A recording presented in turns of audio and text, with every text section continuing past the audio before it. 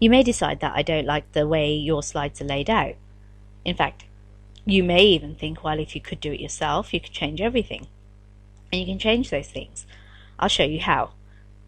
I have got my Chapter 3 exercise file on changing slides layouts open, and you'll notice that I have added a lot more slides.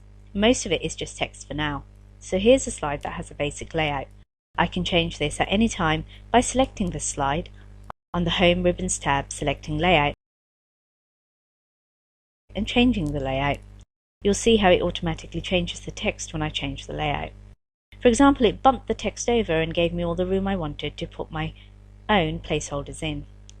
I can change layout again to content with caption, and it bumps it around again. I'm going to keep its title and content to show you one other thing. This is something that will probably happen to you all the time. When you're moving text, it just so happens it's very easy to actually take that placeholder and move it in a little bit. In fact, you could accidentally move it a lot. It's perfectly okay. All you need to do is come over here at the ribbon tab, Home Ribbon tab, and choose Reset. What that does is it changes the layout back to the way it was, based on the slide master. So again, if you move it, hit Reset, and that slide layout goes back the way it was. You can actually create your own slide layouts. We can do that by going to the View tab, selecting Slide Master, and then selecting Insert Layout. Now, it's a good idea to insert your own layout if you find that you're making the same changes every time to more than one group of slides.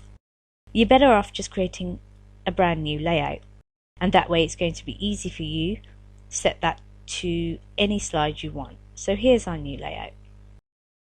Now all I have to do is insert a placeholder. I'm going to do that by selecting Insert Placeholder on the Slide Master ribbon tab. Now I can put in a placeholder based on what I think I'm going to do by using this layout for the most often. I'm going to choose Text. Now I can click and drag to create my placeholder, and here it is. But here's the neat thing. This is my layout, so I can actually do whatever I want to do with it. In fact, I want it centered. So I'm going to select the Center button, and now I can make it bold-faced, and I can do the same thing to all of the rest of the bulleted icons by clicking and dragging and highlighting them. I can make them bold-faced, or I can make them italicized. I can do it whatever I want. It's my layout.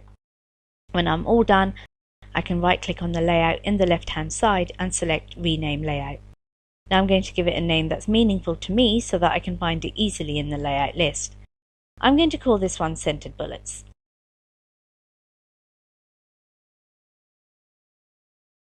I click Rename, and now I have just added my own layout element. I'm going to select Close Master View to get back to my slides. I'm going to find a slide that I want to change to my new layout. Here's the agenda slide. I'm going to come up to the Layout tab, and here's my new one, Centered Bullets. Now I didn't have to do anything, and it changed it according to how I created my layouts. Again, this is really useful for you if you find yourself always making the same changes to a bunch of slides. You're better off just creating a brand new layout, and then it's as easy as coming up here to the Layout tab and changing your layout.